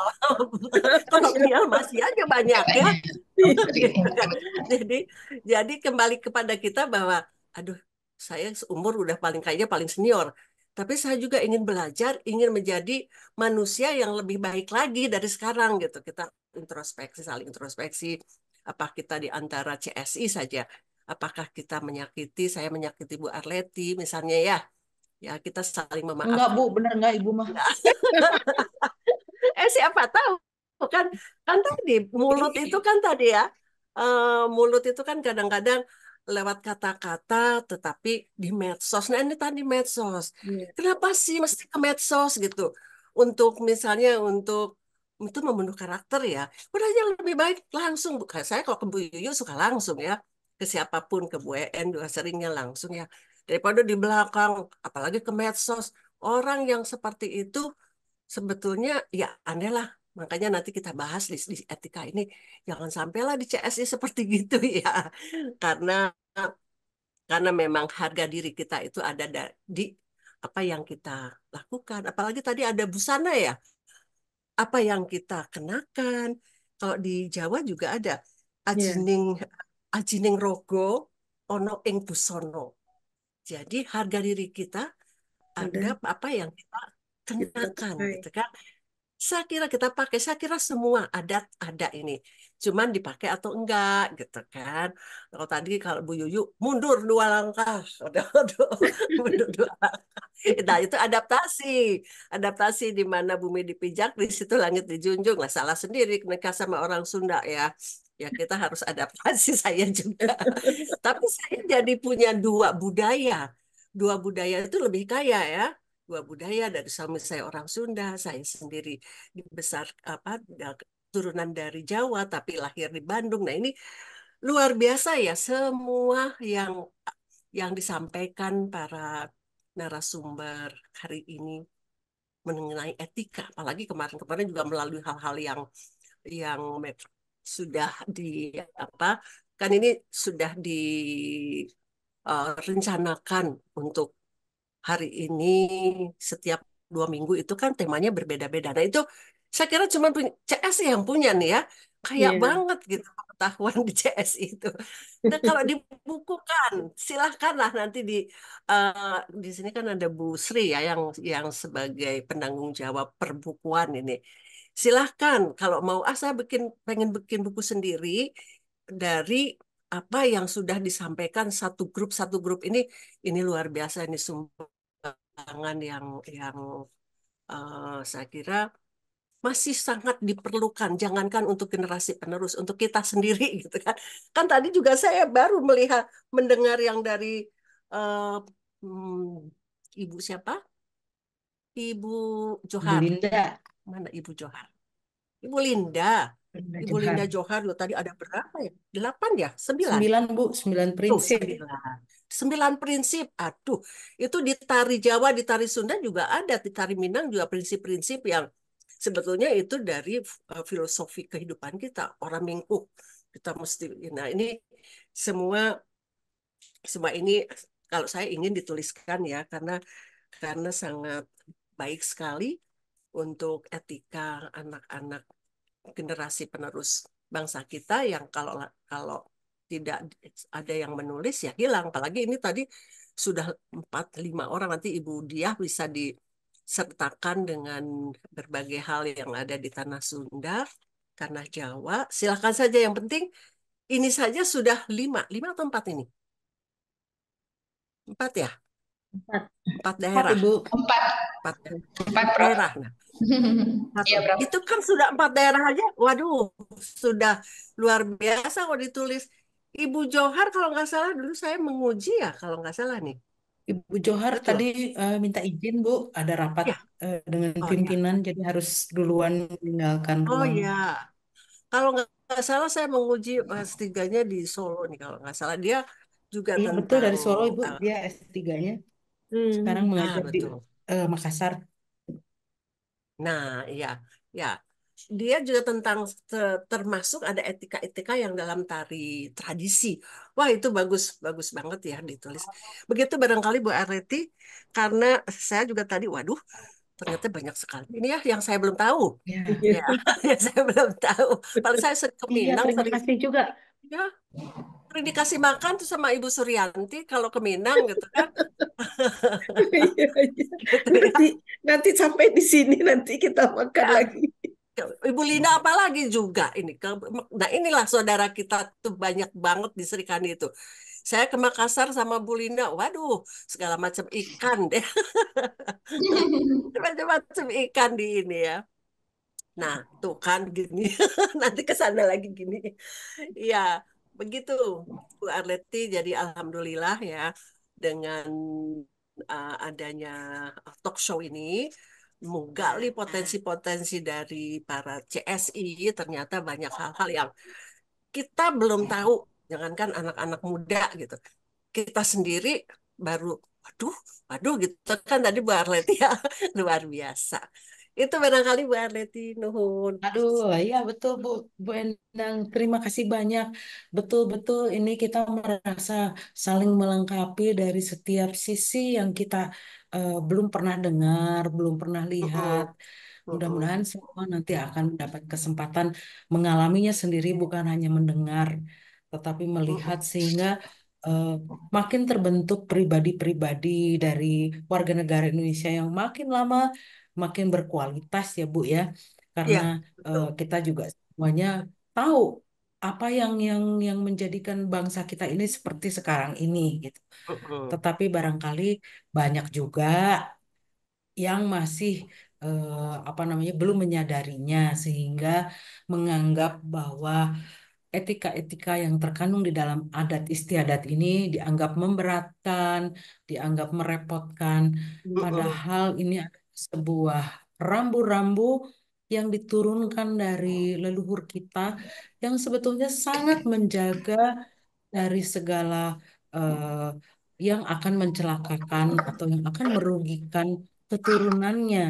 Jadi ini dituangkan juga tadi Ibu Endang sebagai pakarnya tari dan ada banyak ibu-ibu di sini juga, Ibu Linda juga tadi dari pakar tari.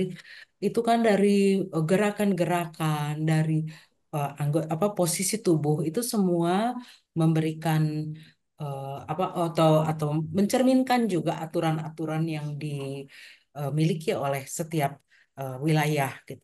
Nah, kalau misalnya ini karena tadi Ibu Linda minta izin karena ada rapat, mungkin dari Ibu Yuyu nih. Saya kira Ibu Yuyu yang mengalami langsung nih bagaimana eh, kejadiannya ketika seorang yang dididik, seorang anak yang dididik dengan begitu apik di wilayah asalnya harus menyesuaikan dengan kondisi ketika merantau bahkan nyantol jadi orang Bandung nih sekarang ya Ibu Yuyu nih. Saya Ya, juga mengalami yang sama sih Bu. Saya juga tidak nyangka harus masuk ke tadi ya masuk ke dalam keluarga eh, Jawa Barat ya. Suami saya juga dari sini, sedangkan saya terbiasa dengan gaya berbicara yang lebih lugas gitu atau lebih lebih keras gitu dalam arti volume. Ketika masuk ke dalam keluarga suami, semua melotot. Dipikirnya saya marah, padahal eh, kebiasaan volume ini yang mungkin eh, tidak terlatih karena di keluarga saya hal itu baik-baik aja sampai mereka sempat bilang gini, emang orang Sumatera itu pemarah? Saya bilang bukan pemarah, mungkin volumenya agak keras. Nah, saya lihat juga beberapa kali ini hal-hal yang unik yang dialami dari penggabungan beberapa eh, suku ketika eh, di Indonesia ini yang begitu kaya ini mengalami percampuran. Kan Bu Yuyu tadi sebagian sudah menyampaikan ya bagaimana apa namanya pengalaman membesarkan anak gitu. Tapi dari yang lainnya mungkin Bu Yuyu bisa sharing juga. Baik, baik. Terima kasih Bu Arleti. Iya, saking ketatnya dulu kami perempuan dididik dalam rumah. Kebetulan rumah kami di ibu kota kabupaten ya Bu. Jadi saudara-saudara dari kampung itu pada tinggal di rumah. Jadi kami dibesarkan bersama. Itu duduk di teras pun nggak boleh. Nggak boleh terlihat sama laki-laki yang lewat itu di depan jalan. Nggak boleh, saking ketatnya. Juga ada jam malam. Jadi begitu masuk maghrib, perempuan harus di dalam rumah. Dan itu saya rasa sampai sekarang, seumur ini, di saat sekarang juga, saya tuh takut keluar kalau tidak ditemani. Harus diantar dan dijemput. Seperti itu. Kan itu kebawa kebiasaan dari rumah ya. Nah, saya 15 tahun mengajar di Universitas Tadulako dan ketika pindah ke ISB Bandung saya juga shock dengan anak-anak di sini karena saya dari kampus yang apa ya, dari kampus yang biasa ke kampus seni, saya banyak kaget. Saya banyak kaget dengan cara pakaian, kemudian Aku hari juga kaget, Bu Yuyu. Tapi kan ada sekarang Bu Bu Yuyu sekarang Aduh, bisa cantik sekali nari. Bu Otin. Bu Otin juga bisa nari, bisa nyanyi dua-duanya Ya, kan. iya. Itu kan gara-gara Prof. Enang. Aku bisa nari, bisa puisi, bisa nyanyi. Oh, Iya. Iya. Dari kampus di Sulawesi pindah ke kampus seni, saya juga banyak-banyak istighfar. Kemudian kampus seni semakin malam semakin Dikunci. ramai. Jadi gaya jam 6 udah di rumah, udah istirahat. Nah, ini di kampus seni, kadang-kadang jam 12 malam, jam 1 saya masih di kampus. Seperti itu ya, Bu. Kemudian apa ya? Mungkin ini pendapat pribadi saya, tapi saya melihat anak-anak yang di sana di Tadulako itu kayak manis, patuh. Kalau diminta sesuatu helpful kayak gitu. Nah, kalau di sini kan anak-anaknya rada cuek ya. Jadi saya juga belajar beradaptasi untuk bisa lebih mandiri bisa memahami perilaku mereka, bisa apa? Karena saya juga sekarang di pasca, jadi anak-anak pasca itu saya anggap anak saya sendiri, sahabat, teman. Jadi bisa lebih mudah untuk menerima. Kalau mendidik anak saya sekarang Bu, saya banyak-banyak, saya harus pandai-pandai kapan saya ngotot. Kalau saya bilang tidak harus tidak, saya juga harus pandai kapan saya mundur. Karena kalau kadang-kadang saya ngotot, musuh saya ada 3 Bu. Dimusuhi anak, dimusuhi suami, dimusuhi mertua. halo. Jadi kadang-kadang saya cari sekutu. Kalau saya mau menggolkan keinginan saya ke anak saya cari sekutu. Saya bersekutu dengan omanya, saya bersekutu dengan ayahnya. Tapi Bu Yuyu Seperti kalah itu. juga loh. Anaknya kuliah di ISBI loh. Kalah dengan lingkungan. Iya, Bu Atin. Ya, pandai-pandailah. Saya harus pandai-pandai melihat mana saya ngotot dengan prinsip saya, mana saya harus mundur. Silakan ayahnya yang maju, silakan omanya yang maju. Tapi ini bukan persoalan kalah atau menang, tapi apa ya, mengadaptasi diri saya sebagai orang Bugis, mendidik anak yang dibesarkan di sini seperti itu, Bu Arlete. Aduh, memang pengalaman ibu-ibu ini aneka ragam dan pasti berharga buat kita semua. Ada yang bisa menjadi apa namanya pengkayaan, ada yang malah bisa diteladani, diikuti mungkin karena kita tadinya tidak punya pengalaman itu dan oh iya ya saya bisa melakukan itu. Ibu Diah barangkali akan lebih jelas lagi ini karena Ibu Diah ini berada di ya dia sudah lama sekali di Bandung dan gaulnya dengan anak-anak ya Bu ya.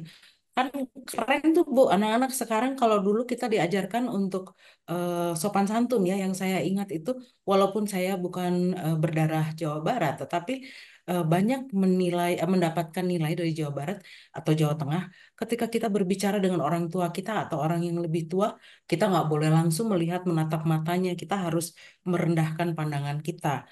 Kemudian tidak menjawab, tidak mengeluarkan suara sebelum mereka selesai. Apakah itu marah, memberi nasihat, memberi perintah, atau apapun, tunggu dulu sampai mereka selesai berbicara, baru kita diberi hak untuk buka mulut lah, kurang lebih begitu. Kan yang sekarang nggak begitu, Bu. Yang terjadi kan kita melihat, tiba-tiba apa dipanggil gitu atau di absen, apa terus langsung dengan pandangan yang eh, langsung dilemparkan kepada mata kita gitu, sebagai orang yang lebih tua. Apakah itu guru, pendidik, orang tua, atau siapapun lah yang harusnya lebih dihormati. Padahal kalau saya simpulkan ini dari berbagai wilayah, ini semua mengajarkan tatanan itu ya, walaupun dalam apa namanya jabaran yang berbeda-beda, istilah yang berbeda-beda, tetapi ada semacam strata, bukan artinya membedakan, tetapi menuakan, menghargai, menghormati sebagai sebuah penghargaan gitu. Nah, ini kan nggak ada Bu Dia. Nah, gimana itu anak-anak zaman sekarang, Bu? Belum nanti yang tadi, kakinya diangkat. Kalau nggak panggil panggil orang yang gitu, hey, hey, oh hey gitu. Kan kita dulu tidak tidak, aduh itu hal yang luar biasa di apa namanya ditegur lah ya, dilarang. Dulu kalau kita mau memanggil orang yang tua, maaf Pak, maaf Bu, atau kalau di sini di Jawa Barat, punten. Pasti ada kata dulu di depannya untuk sebelum menyapa. Artinya kalau sapaan kita pun mengganggu. Jadi punten itu kalau tidak salah kalau dalam bahasa sini tuh artinya maaf yang terhormat gitu. Ya. Sedangkan mau manggil bapak ibu aja kita nggak kenal aja kita harus pakai kata kata punten gitu. Ya. Itu kan luar biasa. Tapi kan sekarang nggak ada. Nah itu Bu Dia gimana Bu Dia? Kita harus Nah, gimana ini sebelum sebagai Bu Erlati, sebelum ke Bu Diah, ini tadi yang angkat kaki, tumpang kaki itu ya. Ini hampir setiap hari tuh tanya Bu Otin ya. Setiap hari di kelas itu, Benar, Prof. Di di kelas kelas. itu mentang-mentang anak-anak sekarang itu kalau kuliah pakai celana jeans, celana panjang, tumpang kakinya, oh aduh, ya tumpang kakinya kakak gini ya. sepatu. Iya, Prof. Terus, Terus bajunya Bulidun, Bun. nah Bujang lihat makanya dunia. Makanya sering kita itu apa ya meluruskan cing atuh jangan mentang-mentang pakai celana jin. Tapi dimanapun anak-anak sekarang saya lihat juga seperti itu. Nah ini memang harus harus ada mata kuliah pengembangan karakter buat anak-anak kita, Karakternya. mahasiswa kita. Bagaimana sih cara duduk yang benar walaupun pakai celana panjang gitu. Bagaimana bersikap berkata-kata kepada dosen. Kebanyakan aku, aku gitu, gitu ya. Bahasa, masih Aku. Masih mending mending aku. kalau aku Bu, kalau sekarang mereka Ya, apalagi yang misalnya dari beberapa eh, wilayah tertentu gua, Gua gua. aduh, Terus semoga ada aduh ada di gua. anjir, anjir gitu teh udah biasa ya. Nah ini memang Iya. kita sebagai guru, sebagai dosen, dan sebagai orang tua memang tetap aja harus meluruskan ya. Terutama kalau di seni budaya, kalau tadi Bu Yuyu kaget, nggak semua Bu Yuyu. Saya kira di kampus yang lain pun kalau Bu Yuyu lihat barudak makarar itulah zaman sekarang mah gitu. Tetapi memang kalau pulang malam itu kan karena ada pertunjukan, latihan. latihan. Jadi seperti itu. Nah, mangga Bu Diah dilanjutkan ya. Ya tadi yang anak-anak kecil juga Ya, sekarang. Ya. ya. Hmm, menghadapi anak-anak anak-anak itu memang kita perlu trik. Kadang-kadang kalau kita menggunakan kata-kata itu malah kurang kurang efektif. Jadi lebih banyak Rina, kita Rina, Unian sedang Zoom baru ya, sebentar. Oh iya iya Nian. Oke oke iya iya iya. Maaf Ya, Nian Yoyo. iya ya. kita mencontohkan, atau misalkan kalau anak-anak di sekitar itu pasti saya turunkan aja kakinya pelan-pelan gitu. Jadi ada sentuhan seperti itu, turunkan pelan-pelan. Kayaknya lebih ganteng deh kalau kakinya begini. Ya, Bu ini Bu Iya, Oti nih seperti itu. Karena kalau dikata-kata kamu turun nggak kaki sopan seperti dikit itu, gitu. udah lewat. Jadi mungkin dengan sentuhan yang kecil, nggak harus dipegang tangannya gitu, pakai apa juga kayak gitu. Ini biar pelan. Lama-lama juga kalau sering kita lakukan, insya Allah akan lama-lama juga dia malu. Apalagi dengan sikap kita, contoh tentu akan, atau dengan cerita. Kalau biasanya anak itu suka ada misalkan, oh itu ya waktu itu, aduh anak sopan sekali. Saya betul-betul terkesan kemarin waktu sholat Id, saya bicara, tiba-tiba ada anak cantik menyapa dan dia memperkenalkan diri. Eh, "Ah, zaman sekarang kok masih ada ya anak seperti ini?" Saya bilang gitu. Dia menyapa dengan lembut, saya Alia namanya gitu. Terus saya pernah kerjasama dengan suami ibu waktu jadi panitia. Begitu sopannya, saya melihat lagi siapa orang tuanya. Oh iya, padahal eh, kakeknya itu seorang bupati, ayahnya itu camat dan pejabat. Kok bisa sesopan itu padahal tidak kenal, terus dia langsung menyapa dengan lembut. Saya berpikir lagi, oh ya, mungkin anak itu, bukan mungkin, pasti anak itu banyak mendapat mendapat contoh dari orang tuanya atau sekitarnya dengan perilaku yang sopan. Makanya saya sangat terkesan. Ya Allah, ini sementara anak lain cuek gitu, kayak gitu. Terus kalau hal-hal lain, misalnya tadi dengan cerita-cerita secara tidak langsung, itu juga cukup efektif dibanding dengan kata-kata. Jadi talking yang kayak gitu ya lebih baik langsung acting aja lah kitanya. Kalau kita ngomong panjang lebar, itu tidak sopan, itu tidak baik, malah mereka kayaknya nggak mendengar. Akhirnya seperti itu. Jadi dicoba, makanya berbagai cara lah. Kita seorang pendidik harus tahu, harus harus cari trik mana nih lemahnya nih anak. Kan ada anak-anak yang tipe auditory, yang dia dengan mendengar, ada yang kinestetik. Oh iya, dia harus ada sedikit sentilan gitu. Terus ada yang audiovisual. Ya kalau audiovisual dia akan melihat.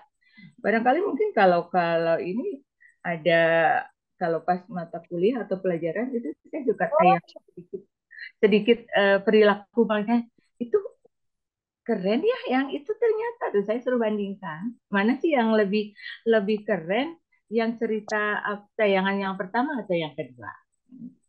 Biasanya berapa menit saya sampaikan seperti itu. Terus hal-hal yang ini juga kadang-kadang juga saya sebarkan semacam tulisan sekitar berapa paragraf gitu, terus nanti mereka eh, saya minta pendapatnya. Suatu saat saya minta anak itu mengumpulkan lagu-lagu, yang satu lagu-lagu yang negatif, yang satu lagu-lagu positif. Begitu dikumpulkan, terus saya bilang gitu, ternyata kalian pinter ya, tahu mana yang positif, mana yang negatif. Kenapa kok masih suka yang negatif? Tuh, gitu. Oh iya ya Bu ya, iya ya. Jadi mereka sebetulnya tahu, tapi mungkin ingin kelihatan kompak. Karena ada beberapa provokator yang suka kayaknya nggak keren kalau kalau kalau mereka sopan, lembut, lemah lembutnya, ini yang harus dicari provokatornya. Siapa yang punya pengaruh seperti itu? Kalau di kalangan sekolah biasanya seperti itu. Entah kalau di sekarang perguruan tinggi, karena saya udah lama, dulu sih sempat asisten dosen. Kalau yang sekarang saya tidak melihat kejadian yang sekarang, mungkin itu bisa juga diterapkan sedikit. Kalau urusan kaki naik ke atas itu suka dikit aja saya sama sama penggaris atau apa, kan bersentuhan langsung juga, apalagi kalau yang lawan jenis juga nggak bagus ya. Jadi kalau yang anak wanita saya pasti, anak perempuan saya pasti langsung dengan tangan. Kalau anak laki-laki saya nggak berani langsung uh, sentuhan fisik karena takut nanti ada salah persepsi. Ya, seperti itu, Bu Arleti, untuk mengingatkan kalau anak kita sih langsung, kalau anak kita atau cucu kita langsung kita bisa bisa koreksi sikap hati naik ke atas. Anak perempuan yang tadi disampaikan eh, tidak boleh ya dengan ibu siapa yang terbuka itu juga sama di kami juga seperti itu. Kayaknya tabu perempuan kalau duduk dengan paha yang terbuka kan harus tertutup itu sebetulnya sama ya sama kita adat perilakunya juga sama seperti itu. Barangkali ibu lagi ada lagi yang lainnya? Aduh, memang tanggung jawab memberikan pendidikan di usia yang kecil itu, usia yang dini itu luar biasa ya Bu ya, karena itu adalah sebuah fondasi. Tapi memang eh, sangat disayangkan ketika banyak orang tua yang tidak menyadari bahwa usia dini itu merupakan dasar yang akan membekali seorang anak lebih ke kelanjutannya gitu. Jadi ketika di awal saat anak itu di usia golden age tadi, dia menjadi semacam spons kan Bu ya, semua diserap. Apa yang dia lihat, apa yang dia dengar akan menjadi bekalnya, awalnya untuk awal kehidupan dia. Tapi tidak jarang juga ketika yang saya temui ada banyak juga mahasiswa yang tadi ya ketika dia bersinggungan dengan nilai-nilai yang dia peroleh dari film, dia peroleh dari internet, terus dia menganggap bahwa kenapa yang di sana kok boleh begini, misalnya eh, ya shock juga sih kalau dengar masa panggil orang tua atau panggil guru you kan kalau di kita kan ada ada tata sopan santun ya. Kalau yang ke pria kita panggil bapak, ke wanita kita panggil ibu. Nah, ketika eh, mungkin anak-anak zaman sekarang yang mempunyai akses informasi itu melihat di film-film panggil guru you, kemudian bisa bicara dengan lantang ya tadi jam 12 itu ya kalau kita bilang lugas sekali. Kalau di kita kan semuanya ada sindir sampir. Kalau di Jawa Barat itu yang tadi Malere yang tadi tidak berusaha untuk tidak menyakiti, bukan artinya bulak belok gitu. Tetapi sebetulnya satu satu cara berbicara yang eh, halus, yang berusaha tidak menyinggung. Tapi masalahnya kita-kita sekarang ini jangan-jangan kita pun demikian ya. Jadi jangan menyalahkan betul Bu Endang, jangan menyalahkan yang lebih muda. Kita pun disindir nggak kerasa di Ya. disentil tidak tidak merasa bahwa oh itu buat kita gitu. Mm-mm. Jangan-jangan kita sendiri pun tidak peka lagi sehingga ketika kita menjadi orang tua eh, kita tidak tidak menyadari bahwa hal tersebut kurang tepat begitu. Nah, itu kan ter- terlihat implementasinya pada kelakuan anak-anak kita sekarang gitu. Anak-anak ya bukan secara kandung, tapi maksudnya generasi-generasi yang selanjutnya, ketika kita sendiri sudah abai kepada nilai-nilai tersebut, ternyata ke bawahnya, waduh, biasnya makin besar. Itu kan ngeri juga ya, Bu. Itu Ibu sekalian. Makin Nah, saya amburadul ya. kira, eh iya Bu, benar, betul. Saya sendiri merasa saya jauh dari beradab gitu ya. Apalagi kalau dianggap nanti mampu nggak saya memberikan pendidikan yang dapat diteladani kepada generasi yang lebih di bawah saya gitu. Nah, ini semua saya kira luar biasa ya. Tadi Bu Enang sudah menggarisbawahi bahwa menyoroti bahwa betul-betul etika ini adalah sebuah kekayaan yang eh, sebetulnya sudah kita miliki dari setiap wilayah sebagai lokal genius itu atau kearifan daerah itu eh, berbeda-beda, tapi intinya semua memberikan nilai-nilai yang sangat positif, aturan-aturan yang sangat menyelamatkan kita semua dari kekacauan. Ya. Jadi tidak akan ada tadi kalau di em, ada manusiawi ya di dalam tadi Ibu Linda 9 prinsip itu, kemudian di Ibu Yuyu juga ada eh, kekeluargaan, menganggap siapapun itu adalah keluarga. Saya kira itu kita sulit sekali menemukannya lagi di zaman sekarang. Itu mulai mengalami semacam kelunturan gitu.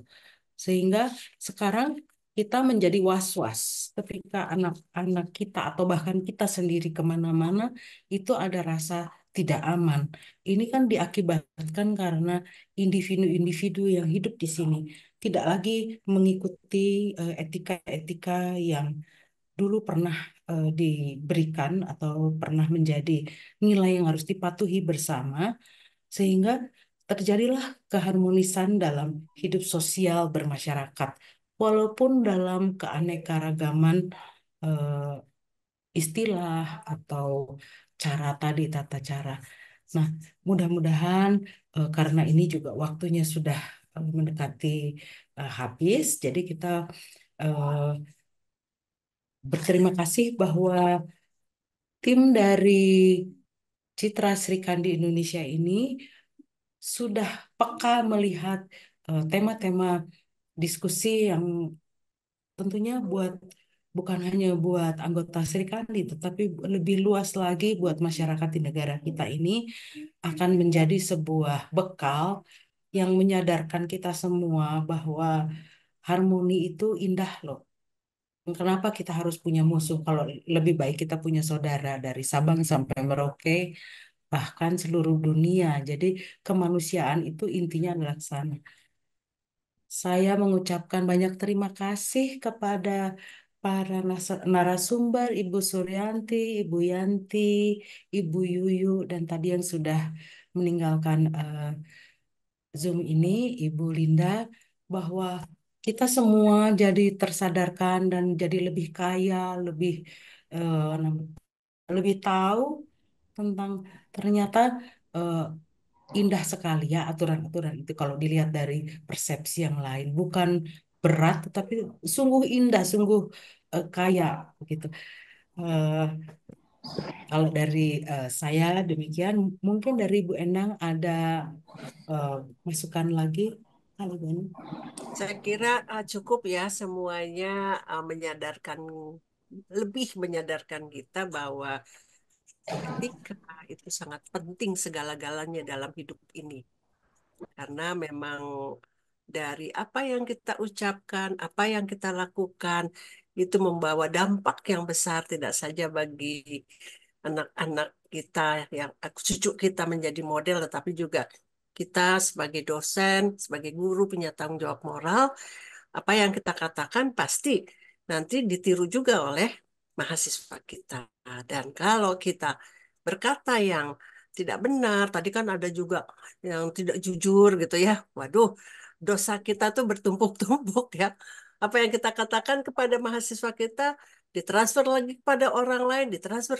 Nah, itu kan dosa kita udah bertumpuk. Oleh karena itu, marilah kita bersama-sama saling introspeksi diri, saling apa ya, kita lebih mengembangkan lagi, kemudian meningkatkan lagi apa yang kita belum tahu menjadi tahu dari teman-teman kita di Sri Kandi ini. Begitu Bu Arleti, alhamdulillah semuanya keren, keren.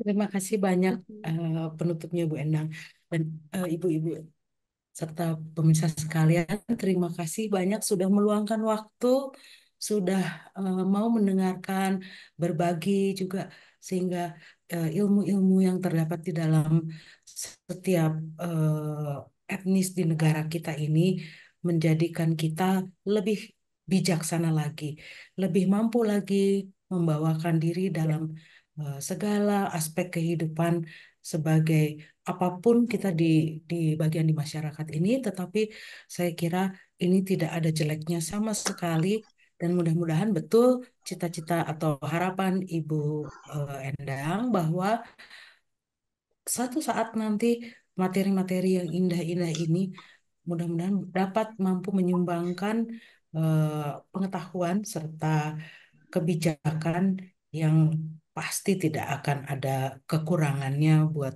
bangsa dan negara kita. Untuk itu, saya mengucapkan juga terima kasih untuk semua yang telah hadir, semua yang telah mendengarkan dan menyimak acara ini, dan memberikan ruang untuk kegiatan ini terjadi dari ISPI, Ibu Profesor Uni, terima kasih banyak. Dan sekali lagi saya ucapkan terima kasih. Selamat sore, selamat berkegiatan, salam sehat untuk semua. Waalaikumsalam.